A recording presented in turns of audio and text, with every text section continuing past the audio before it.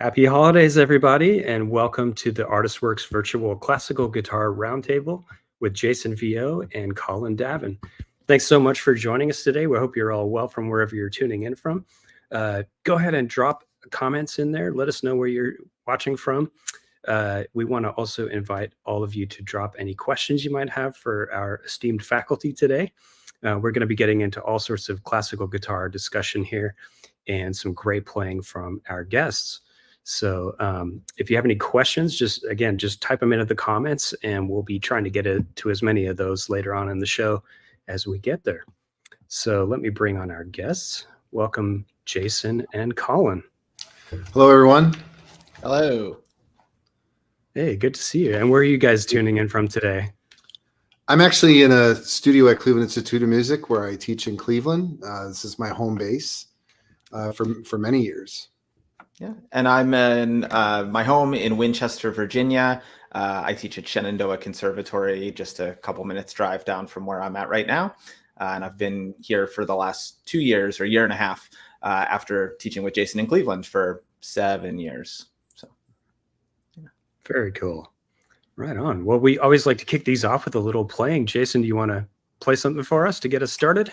Sure, we got our guitars out. I'll play Prelude by Johann Sebastian Bach. I've been playing this piece a little bit more recently, sometimes in the same recital as the first violin sonata, which I'm playing, and I'm getting some other Bach things over this new year that I have not played before. But this has been something that's been in the fall program. This is a prelude from the first cello suite in G major originally arranged in D major for our beloved guitar.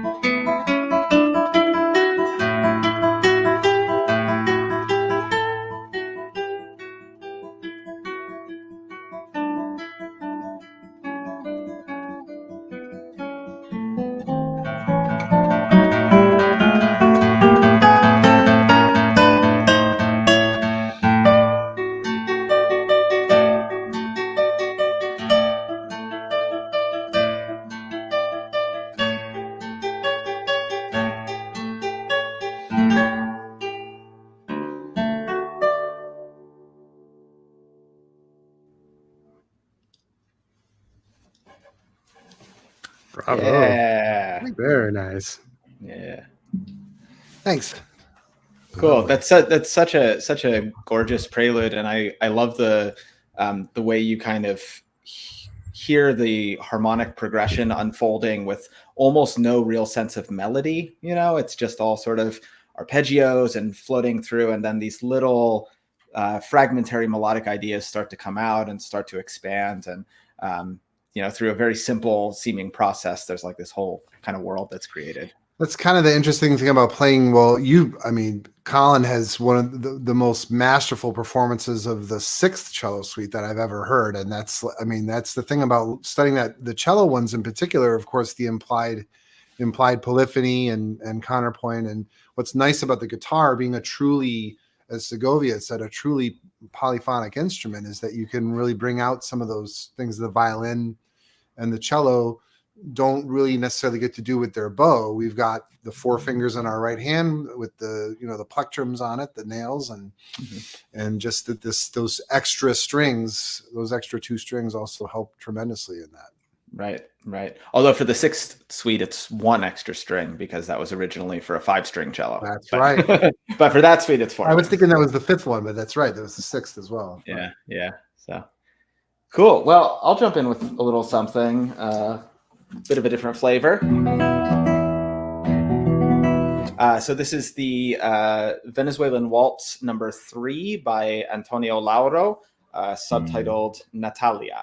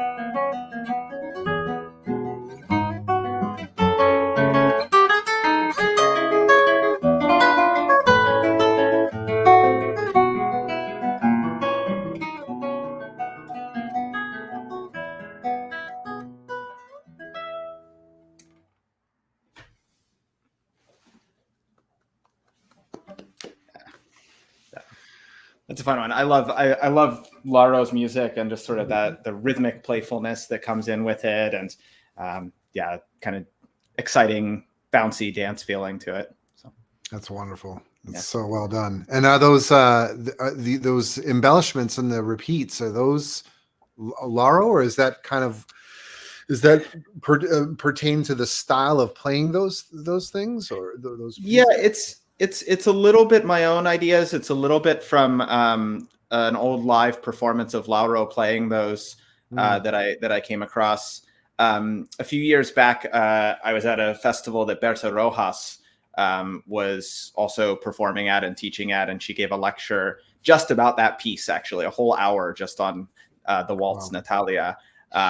And talked about kind of the style that it comes from and the traditional Venezuelan waltzes and cuatro playing and all kinds of really cool stuff. And so that kind of opened my eyes up to a few possibilities there, different arpeggiations and Sure. ornaments. That sounds amazing. That's great. Yeah. Cool. Very cool. Well, once again, I just want to say thanks so much for spending some time with us today. We want to really sort of chew into some interesting classical guitar topics today. And just to kick it off, both of you are faculty members and online teachers at ArtistWorks, and students have been exchanging video exchanges with you, sending you videos, getting feedback directly from you for many years now. what would you say, like, to somebody that's considering how to get started in classical guitar? Any recommendations? I just think that it's something that can be very enriching for you, whether or not you want to just do classical guitar. We've started many players from scratch on this site. It's very possible to do that. Or if it's something you want to use to augment or add another dimension or a different, a different interest musically to what you might be doing in, say, bluegrass school or electric guitar. And I think the thing is that the key thing is to kind of jump right in.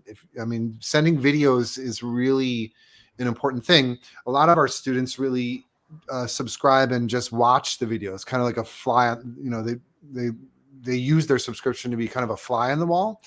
But also the video exchange thing that we do here, they're not, it's just for anyone not familiar with it, it's not, gives the students a lot of advantage. They can really kind of take their best shot, send in something, even if it's, if they haven't really know a lot of pieces or are just getting started.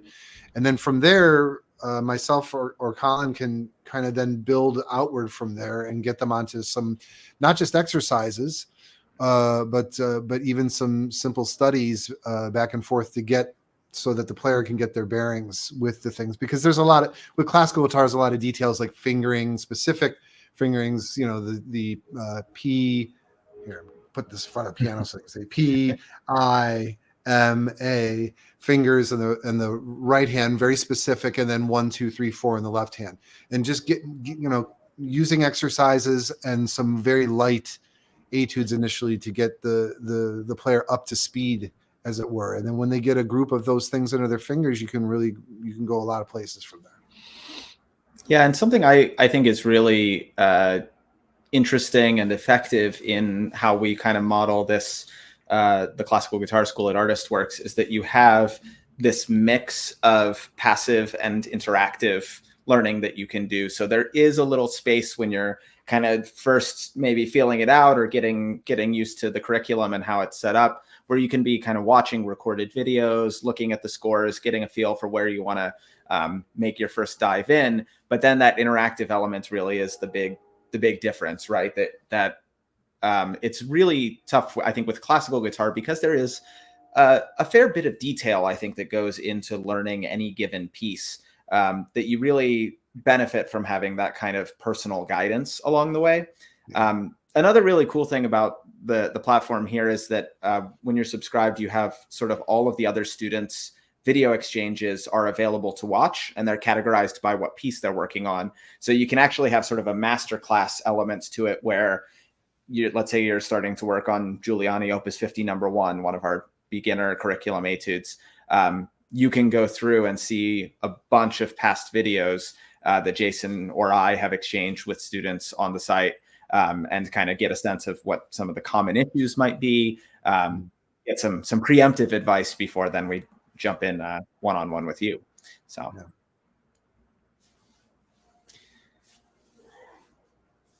And actually, that's I think very cool. Oh, sorry. Didn't mean to talk over you, Marcus. And I said, no. Go for it. I was just looking at our kind of our backend page, and I think we just crossed 5,000 videos. 5,000 threshold. Yep, absolutely. Yeah. So we're in there. Yep. Yeah. Oh, that's very cool. And so, yeah, I know, like, as a discipline, it really is kind of a discipline compared to some other, styles where it's a little bit more playful and you might just pick up a guitar and want to strum some chords and that kind of thing. And being that, it can sometimes feel a little intimidating for somebody that hasn't really sort of wet their toes into the genre. To get started, like, what would you recommend? I mean, is it literally just send you a video and you can help somebody find their starting point? You can kind of guide them to a piece or an exercise that'll get them up and running? Oh yeah, we're doing that. We're doing that all the time. The one caveat, though, is that reading is strongly recommended. And so there, that just because with,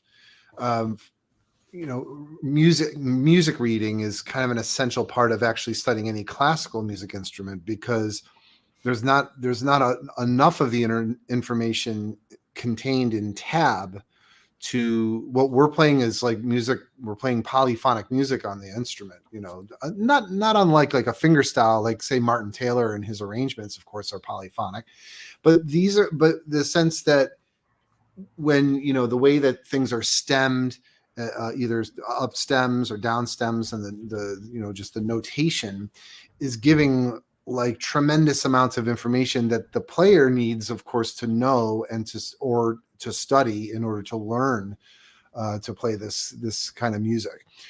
So that can also, we can basically walk through them, and we also recommend sight reading materials and such, and fingerboard books and this kind of thing to help them, again, kind of get them up to speed. Yeah, very cool. And so like, I mean, that sort of is a discipline in and of itself. So like if I didn't read music, for example, and maybe I've just worked with tablature and that sort of thing, how does one get started with learning to sight read and play fluently on guitar? I think you might have some ideas on that.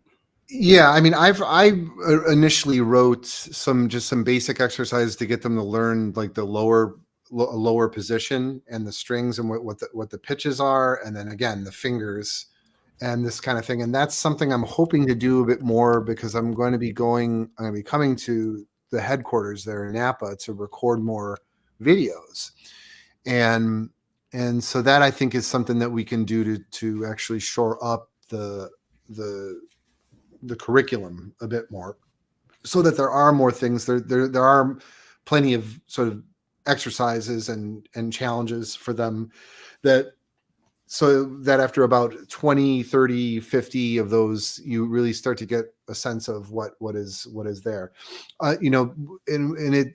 It's unfortunately, we have to be careful with public domain kind of things as well. So that presents a little bit of a challenge, but we're hoping to get more of those materials up to ease the progression in terms of actual reading the notes on the guitar. Yeah, and I think often there are a number of beginner method books also that pretty much any of them are going to have a pretty incremental introduction to note reading on the guitar. And so any number of beginner method books can be a good resource, even if you're not using that as your primary method of learning, just to have it as a supplement that has all these kind of first position exercises and note reading, things like that. So yeah, I kind of use those to supplement sometimes. It seems it's similar to when a player is at a certain level and they're doing like they're practicing the Giuliani 120 right hand arpeggio studies. It doesn't mean that we're only sanctioning those because they're public domain. We've answered a lot of those questions in the chat box, the shout box portion of the main site, that any of these things can be presented. I mean, you literally can present anything you want, and any questions you have, we get back to you on those things. And so just like what Colin's saying about getting started, about method books that get you started, you could do that with exercises and etudes and bring anything you need, regardless of your level. Yeah. So also, I'm wondering, since we're talking about reading, Jason, you and I discussed this possibility that I might spring a little sight reading surprise. Okay. And so I wonder if Mr. Vieaux might be up for the challenge. Oh, okay. I have sourced some music. Put my guitar away too. So I've sourced this piece that Jason has never seen this. Okay. This is called Sagra. It is by Carlo Domeniconi. I'm seeing if I can get the whole thing in the screen there. There we go. I may need you because I'm getting a little. Marcus, you think I can advance or open up my screen a little bit here? That makes it better. Yeah. I didn't just have you got it there? The live stream, did I? This is a live experiment here.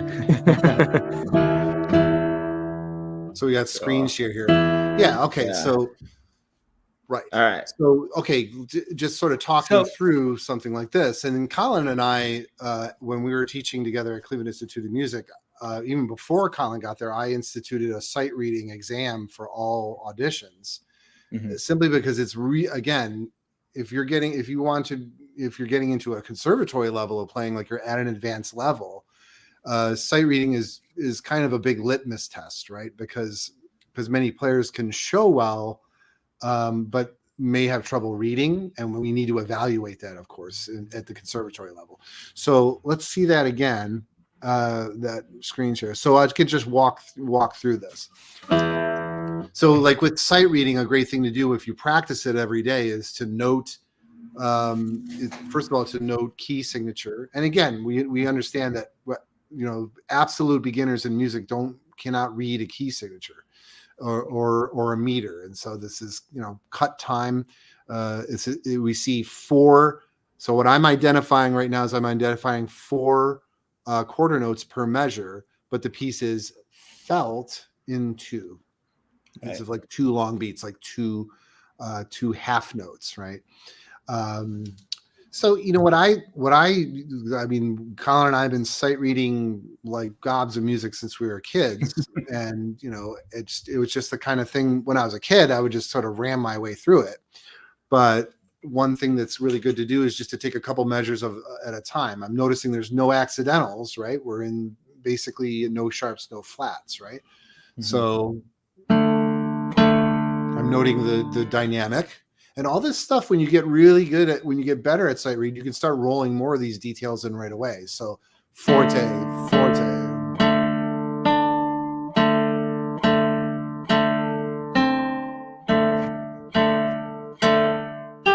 right? And I'm just starting with that. I'm not going to bite off I'm not going to try to eat the whole apple in one bite. I'm just going to take a bite, right? And then I'll note, say, the speed level of it, which is 126, which is, somewhere around there. Right. Now that quarter note. Half note also. Huh? It's actually half note is 126. Oh, is that a half note? Yeah. Yeah. Okay. Yeah. It's a little fuzzy on the thing. So, buckle up. So half note is 126, right? Which is pretty quick. So. Yeah. Right. Is that right? Have I got that? Yeah. Okay. So yeah, it's pretty quick. This one, but encourage a student not to worry so much about tempo, because actually students, a lot of our initial phase in learning pieces, which we often have to remind our students, is go slowly. Yeah. Like I don't really jump in unless I'm beta testing like a difficult passage on a new piece that I have to learn. And I learn lots of new pieces every year. Yeah, I spend very little time in that like early stage of learning a piece. I'll read it through at whatever is closest to tempo that I feel like I can maybe halfway manage. Of course, it's not going to be very accurate, but I just want to like get that first feel for the piece. And then I hardly at all try to play at tempo for however many weeks or months it takes to really learn. Yeah, you're just beta testing the tempo so that you get it in your ears, so you get the feel and the vibe and the emotion of the piece with the dynamics and all the other details. So see, again, students, I mean, this is why the reading thing is really important, because most tab that you see doesn't really come that detailed with things. So yeah. But it's such an enriching experience when you can read, because then you can read anything. You can read piano music if you like on the guitar. Right. Yeah. One other thing that I like to do when I'm reading, Marcus, if you don't mind pulling the score back up. One other thing that I'm always kind of looking at is like, what can I shortcut in my mind? So as I look at those first few measures that Jason just played, if you look at the notes with the stems down, it's a D and an A, and it never changes. So I kind of know that, until I get to the second line, when it turns into a D and a G, I have this rhythm going.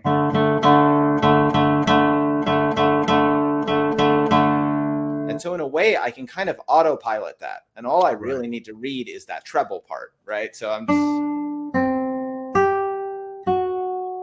as long as I follow that and I kind of keep track of the rhythm, you can read those first 4 measures eventually. Once you get more proficient with kind of finding the notes on the staff, finding the rhythms, all these kind of fundamentals of reading, once they start to dial in, you can start taking those kind of structural shortcuts where you can see a bigger picture all at once. So I often, with my more advanced students, like at Shenandoah Conservatory, I'm often encouraging them in reading to like, don't read one note, always be reading kind of a phrase or a line, try to see the direction that things are moving in. And yeah, you do start to find those things where you can shortcut sometimes. Now, sometimes the music is sufficiently complex that you really do have to be focused, a couple beats at a time or a measure at a time. But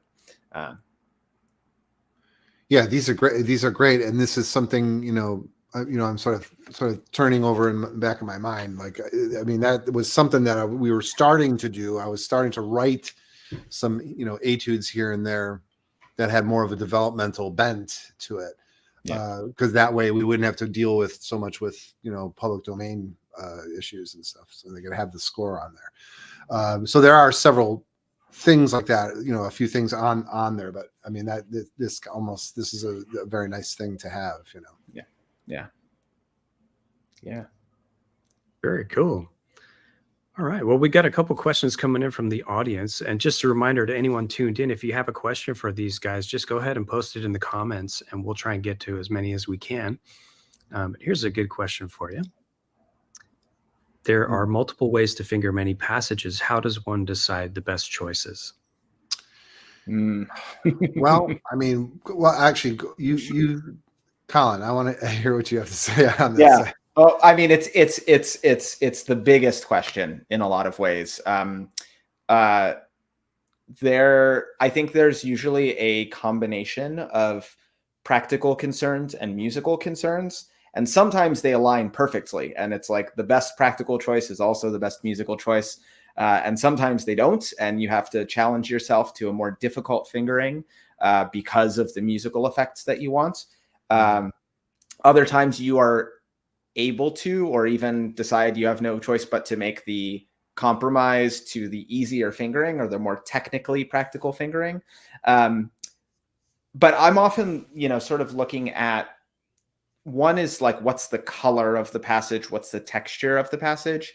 So do I want something that's over ringing? Like if I just took, I'm just going to make something up real quick. So let's say,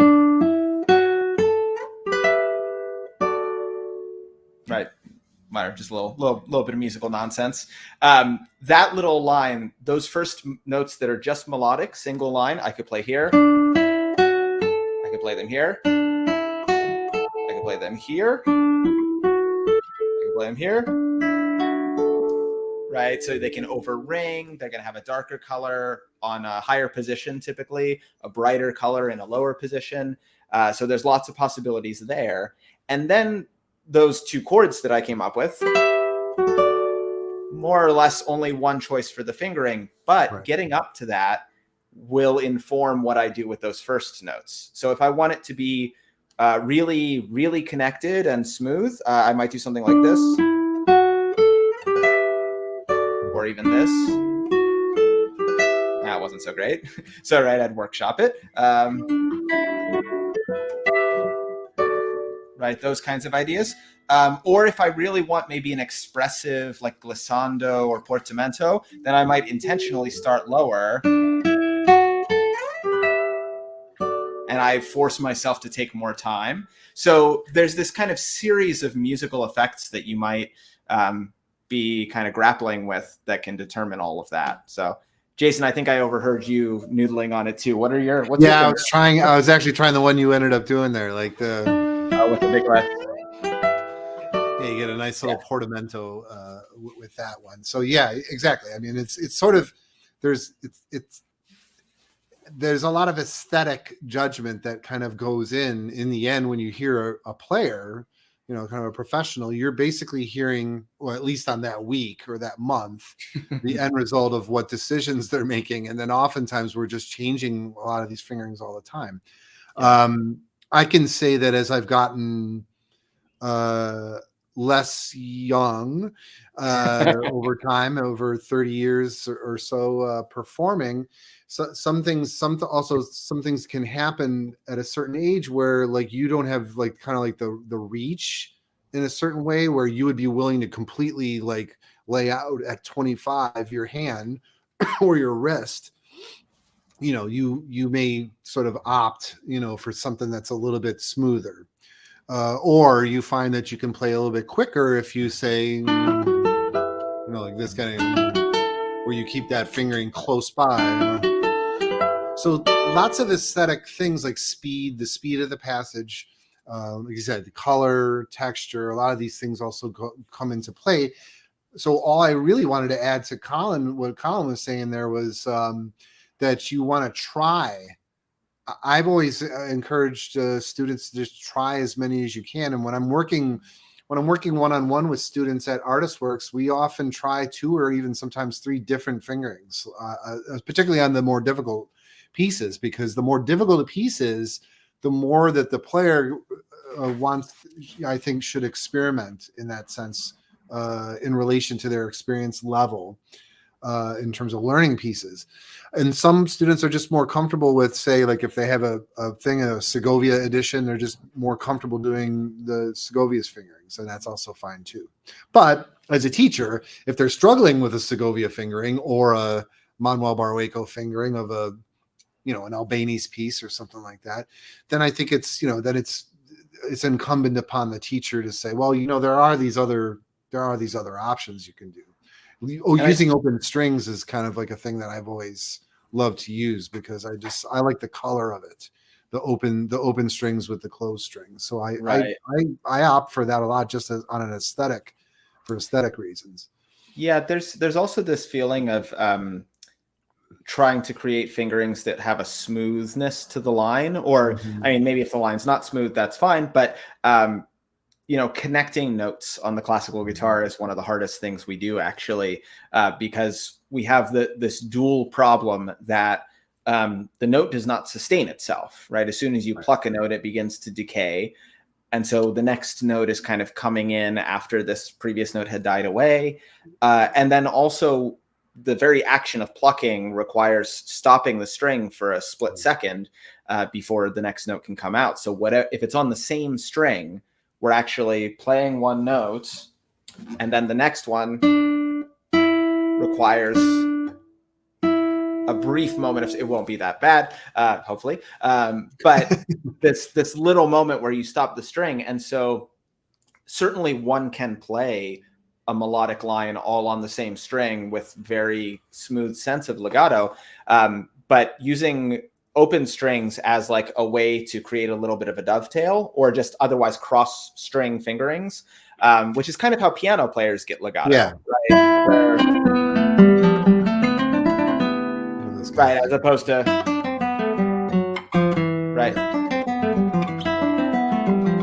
right, you get a totally different kind of resonance and connection.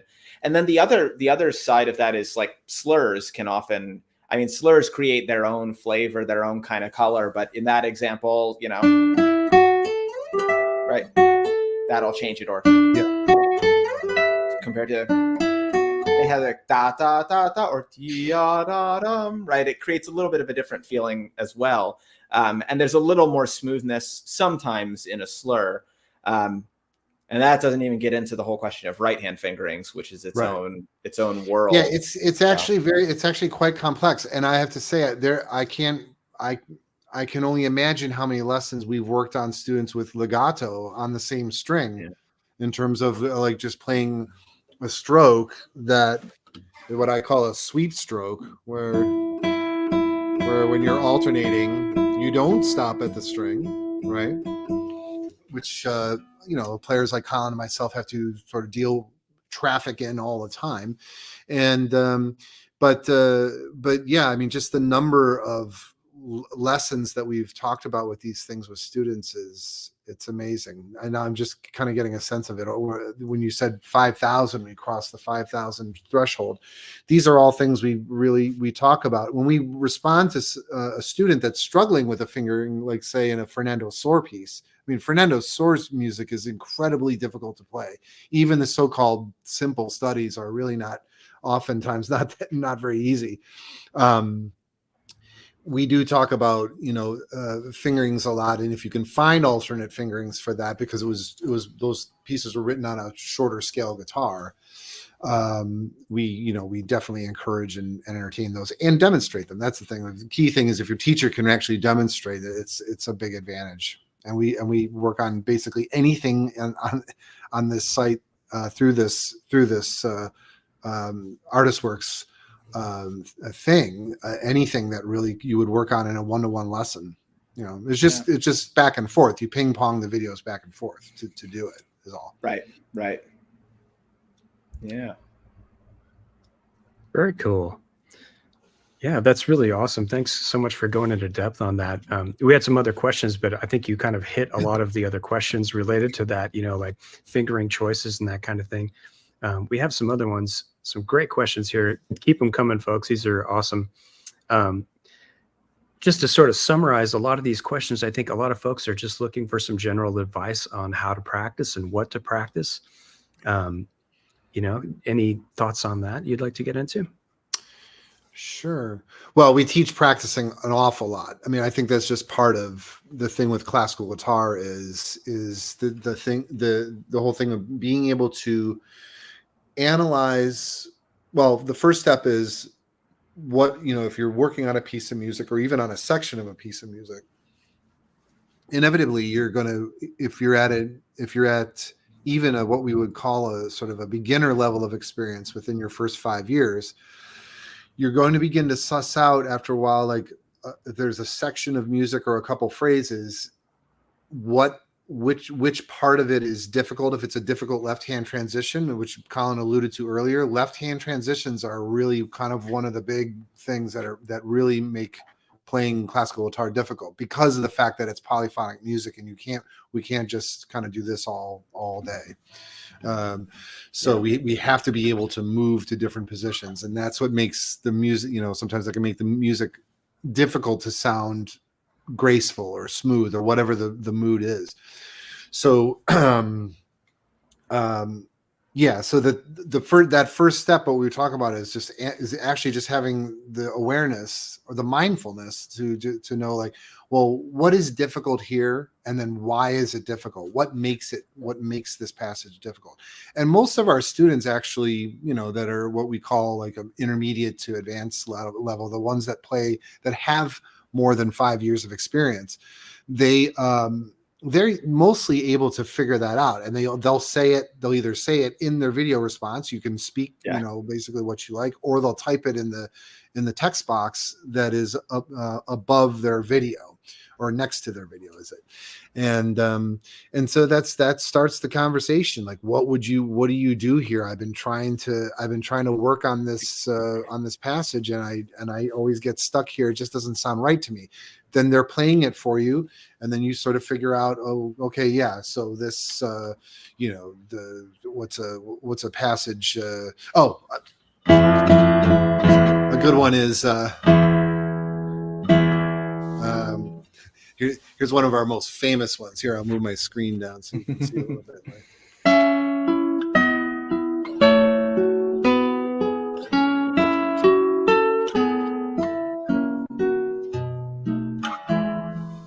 Right. Now I'm playing that a little bit slowly, but that's measures 5 through 9. Eventually we get these measure numbers memorized, because we get so many questions on Lagrima. Lagrima is like one of the most famous and beautiful classical guitar pieces, and it doesn't take a whole lot of time to actually get to the point where, except for these pesky, you know, one or two passages, right? Which is often the case with something by Targa. Same with Adelita is another one that we've done a ton very of playable in the first half. Yeah, very playable in the first half, and then it ramps up to like a 7 to 8 out of 10 difficulty in the second half. Yeah. Right. So we're often breaking these things down, and just the gist of this, just to give a quick tutorial on it, is if here's measure 5, and then that's downbeat of measure 6. Well, the thing about practicing is, and Colin and I can attest to this, I'll practice just 2 notes together, then I'll add that third as a dovetail. So I'm playing beat 1 of measure 5, going and stopping at beat 2 of measure 5. Right. Then just kind of whole thing. And now here's this transition that often, right. And so it's a lot of it is just you're adding notes and identifying again what is difficult about it. Right. So lot of times the students really might struggle with just that big transition to the downbeat of measure 5. So if that's the case, then we work on it with them, and you just go to the first note of measure 5, because what you're really practicing is that, you're really practicing this 8 fret transition, right? And there's that sort of thing too, where if the challenging spot is there, if you don't land well on the very first note of the challenging spot, then you're going to be already starting from a place of tension or instability or something like that. So that's so spot on, Jason, that like hitting that transition, which is its own little difficulty, but you can sometimes forget that getting into the hard passage is part of the difficulty, right? So that moment to really, and that can, exactly, and that can feel a bit overwhelming. It's like, oh, each beat has like its challenge. It's like an obstacle course. It can feel like that to some students. So we try to teach them how to kind of when you can break something down and put it back together, it really, and the big elephant in the room, of course, is repetitions. Right. I mean, there's really no getting out of that. But I think that's what practice is. And I think the nice thing, with what I think of as that kind of spot work, or sometimes we call it like an ISO practice, like an isolation practice. Those kinds of repetitions can sometimes feel like they're the most tedious thing. And I have to repeat those 3 beats how many hundreds of times?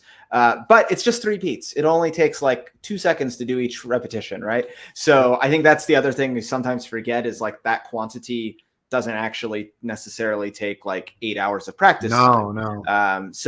And that is a much more efficient, it feels like it's such a tedious and nitpicky way to practice, but it's much more efficient than practicing the entire passage with a mistake every time. And you kind of bake in the errors, and you bake in the tension. That idea that practice doesn't make perfect, practice makes permanence, right? So if you're trying to just kind of hack through it, it feels like, I don't have time to break it down, but actually breaking it down is way quicker. And I call it lately, I was calling it Pergo flooring, but I've realized over the time that not every student really knows what Pergo flooring is, but it's like, so I'm using the Legos thing. Sure. You're basically like that one beat is like a small Lego, and you just make sure that that 3-note beat, that 3-note passage, you make it sound great. And then you take the next one, you take that what I was demonstrating there, right, and then you just this type of thing, and then that's the second Lego is really this, right. It could be a 4-note passage, it could be a 3-note passage. You kind of work in and work out, zoom in, zoom out. So zooming out is, okay, now I'm sticking those 2 Legos together, and now that bigger Lego is, the 2 pieces, those 2 Legos together make a larger chunk of music that sounds like this. And that's measure 5. So it's in that process, once you get used to it's a little bit of mental training to get you on that. It doesn't take, but once you kind of get on that, it is a little bit of like production, but it really is very satisfying, because then you find yourself playing very well, high quality at a sooner rate than the kind of what Colin was saying, where you're kind of banging your head against the wall on a big long section, and finding that it's difficult to figure out why an error is still there, or a bunch of errors. I actually also find it like kind of good for my mental health. Like if I'm just like in a hyperactive or a worried state of mind about something, like practicing deliberately and carefully in that way just like slows me down. I know I've had the experience, myself and with students, of kind of the opposite thing of like cramming. I can't practice like that, I'm too anxious. But actually, it can be a little bit of an antidote to it can be very meditative, very meditative, actually. Fantastic. Well, there's a ton of comments and questions sort of just talking about guitar selection like types of wood preferences, sizes, and for somebody that maybe doesn't have like a proper classical guitar and wants to get into it, like any recommendations on that kind of thing? Oh, yeah. Sure. I mean, in the kind of entry level guitars, there are a number of fairly reliable brands. I know a really popular one these days is Cordoba. Yeah. You see those for sale quite widely, and they have a pretty wide range. I think from a couple $100 at the low end up to a few $1,000s for their sort of luthier made models. I had a Yamaha back in the early days, or no, not a Yamaha. I had a Washburn, which are not known for their classical guitars, but I had a $200 Washburn that served me well. The Yamahas are usually pretty good. There's also, I found, if you go on, some of these kind of resale markets online, you can sometimes find a pretty good steal on like an older guitar. And, certainly for intermediate level instruments, I know there's a lot of pretty good instruments out there for, $1,000 to $3,000 before you get to the really serious concert level instruments, but a good few steps above the beginner level. So I don't, endorse any particular brand as far as, any guitar maker in particular, but I've seen those brands and mostly they've been pretty good instruments. Yeah, we're seeing some comments. Esteve guitars are pretty good. I've heard a couple of those that are really nice. I played some students Yamahas that you get at Guitar Center that were just fine. Yeah, there's a more inconsistency between guitar, like a Yamaha to Yamaha, $500 Yamaha, because they're not made by hand. Yeah. But if you can find some that really sound terrific. They're put together well. And I think if at all possible, just try the guitar before you buy it. And if you have a friend or someone who knows guitars that can go with you and kind of be there to kind of double check on quality, that can be useful also. But getting your hands on the instrument, I think, is usually a good idea. I know everyone buys everything online. I have bought guitars online, not classical guitars, but I've bought a couple of electric guitars online. But yeah, that is true. The consistency of the less affordable instruments is a bit of an issue sometimes. So yeah. Sorry guys, I'm gonna plug in. I'm getting my battery's getting low. So awesome. Yeah, you guys are humans after all. We're all using technology. Thanks everyone for being here. Again, these some great questions, and I think we just have to address this. You probably have to address this every time you go out, Jason, but just talking about the thumb. We've got a great question here about like nail health. Nails. I'm sorry, this one here. Yeah. I'm older, and at my age, my nails are not as strong as they used to be and often crack or chip. What's the solution? I think you're the perfect candidate for this one. Yeah. Well, especially since more recently I've noticed, and now I completely appreciate what some of my colleagues in their late 60s and early 70s were showing me 20 years ago, that this happens with age. They chip more easily. They split they'll split. I'm not quite there yet, but I know a day is coming where they'll split right down the middle this way. So I use a lot of layers, like several layers of crazy glue on the top edge and bottom edge, not across my whole nail, but just on that very front edge, about a millimeter or so or two, and then a little bit underneath, to actually create a thicker, right? You see the thicker surface there? Those are all basically supplemented with dried layers of crazy glue. And that's what allows me to practice more than 30 minutes a day. If I were to practice even just 2 hours of my repertoire with my natural nails, they would be destroyed right after those 2 hours, like really like damaged. So I have to kind of do this. This is sort of the professional necessity, and that is a ping pong ball. That's also attached with crazy glue. but that's always given me that nice contour that I want, that I can't get from my real thumbnail. But that's something I discovered a long time ago. Nails grow in funny ways, and my thumbnail sort of grows like a corkscrew, like this. And so it was never really, for years. It's amazing how I kind of think about how I was playing in my first 10 years of study without it. And then when I discovered that, it really just ended up solving a lot of things. At the time, 20 something years ago, it was kind of looked upon at the time with a little bit of suspicion. And now, of course, everybody, or most guitar players you see, have some kind of supplemental thing, repair kit or silk wrap or whatever it is, to get, so they can get through the week and get their hours in, really. Yeah, I just played a concerto, and a solo show and a concerto on a broken M nail, the middle finger, right hand, and just removed the fake yesterday, actually. But yeah, I've had my own methods for that. We're coming into winter when things get really dry and the nails get extra brittle.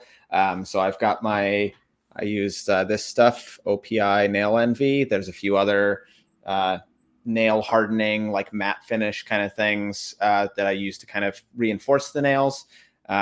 I used to do the ping pong as a replacement nail. I personally found that, like Jason, you probably have done so many ping pong ball nails that you can do it in your sleep. But I found actually making the nail to be like a little too fussy after a while. And I don't use one full time. If I have my natural nails, I use those. But so I just, at a certain point, like a store-bought acrylic nail actually sounds pretty good. They, different brands will wear down a little differently or might sound a little different. But so I've got this big pack of, look at that. Yeah. Spooky fingernails. Yeah. That's become a lot more of a viable solution for players. Can you, I actually have a question about the bottle that you saw. Yeah. So does that serve the same purpose as what I'm doing with the dried layers of crazy glue? And can you build a nail outward with it? Can you add? No. Yeah, it's not quite as solid of a structure that way. So it makes a bit of a thin layer, but I wouldn't consider it like a hard shell in the same way. So it makes the nail a little harder. I've definitely jammed my fingernail in a way that absolutely should have broken, and it has stayed in place. So it does make them quite strong. But yeah, it's not as much the super glue thing. I know a number of people do that, or if folks are familiar with Becca Stevens, singer, songwriter, multi-instrumentalist, I know she does the super glue thing, and we were once commiserating over nails, and she mostly isn't playing nylon strings, but yeah, same kind of thing. At a certain point, all the practicing needs a little extra help. So yeah. Right. That's great. Thanks for that advice. I think it's probably a great time to request that we get a little bit more music. Are you guys up for playing a little more for us? Yeah, sure. Take it away. Awesome. Colin. You want to kick it off, Colin? All right. Yeah.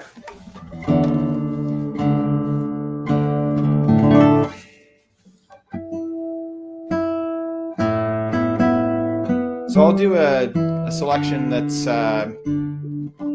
seasonally appropriate, and also a favorite of the Spanish guitar repertoire. So this is Miguel Llobet, the great Catalan guitarist, teacher, and composer. This is his transcription from the Catalan folk songs, or popular Catalan songs, of El Noi de la Mare, or the child of the mother. And the lyrics are saying sort of, what gifts shall we bring to the child? And it lists figs and raisins and nuts and things like that, which sounds a little simple, but it's a really beautiful melody and beautifully harmonized here. So.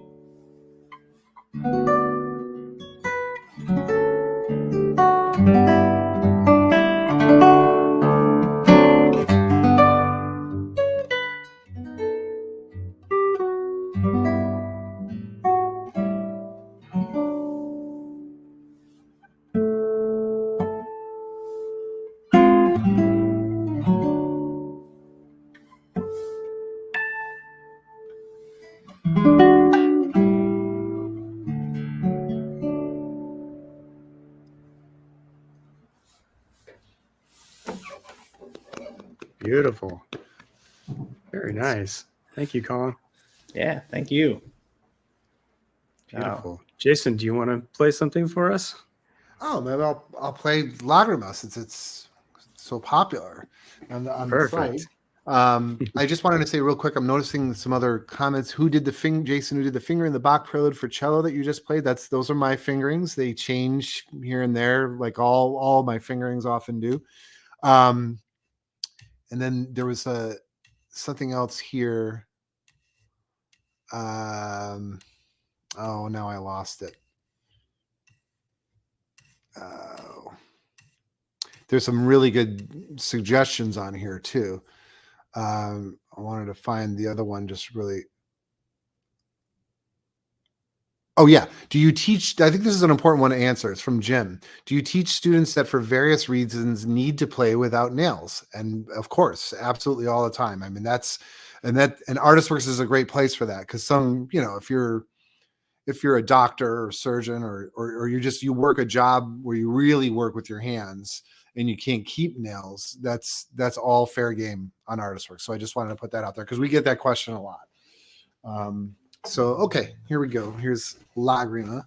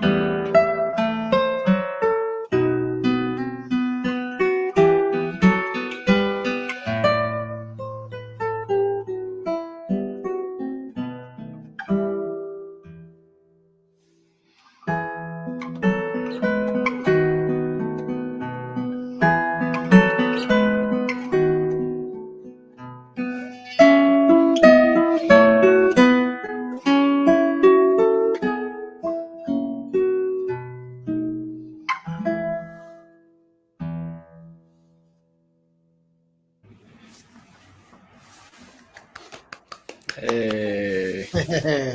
Good old Lagrima. Fantastic. Beautiful. Thanks so much. Well, we're getting to the top of the hour, and I just again wanted to thank you so much for spending your time with us today. And thank you everyone for the great questions and for being here with us. This is going to be available to rewatch later. And who have we here, Colin? We've got another special guest. This is Liam, who also, well, there you go. He also has some good nails advice, just in case anyone. Awesome. Well, yeah, just a reminder to everybody, please check us out at artistworks.com, where you can learn from these masters and start your classical guitar journey if you haven't already. And yeah, happy holidays to everyone. And thanks so much for being here. And stay tuned to our channels because we'll be doing more of these shows coming up. And great to see you, Jason and Colin. And all the best to you, Marcus. Great to see you too. Thanks for tuning in, everybody. Yeah. And just real quick before we go, where can folks check you out? Do you guys have any live shows coming up? Oh, yeah. I'm soloist with Santa Fe Symphony on Christmas Eve. This is an unusual kind of gig for me. Yeah. Tomorrow I'm going to Cancun to do a photo shoot with a new collaborator. and then I go to, well, these things, of course, you can't go to, and then from there, Houston, to record this very difficult and amazing piece for guitar and soprano saxophone by Pierre Jalbert. We're going to record it at Rice University. So it's kind of a pretty busy thing leading right up until Christmas, and then in January I've got lots of things that are going to be on the website. We're going to be putting the updates on the website soon. But San Francisco, Grass Valley with Julian Lebreau, Rodrigo Concerto in Columbus, Georgia. And I should have prepared better for this because I don't have them memorized at this point. So, but you can go to jasonvieaux.com. We don't put them up way in advance. We try to wait a little bit until, about 3 months, 2-3 months prior to get them up. Yeah. And I've got just one more show before the holidays for me here at home, actually, in Winchester, Virginia, at the Museum of the Shenandoah Valley, which has a new chamber music series happening there.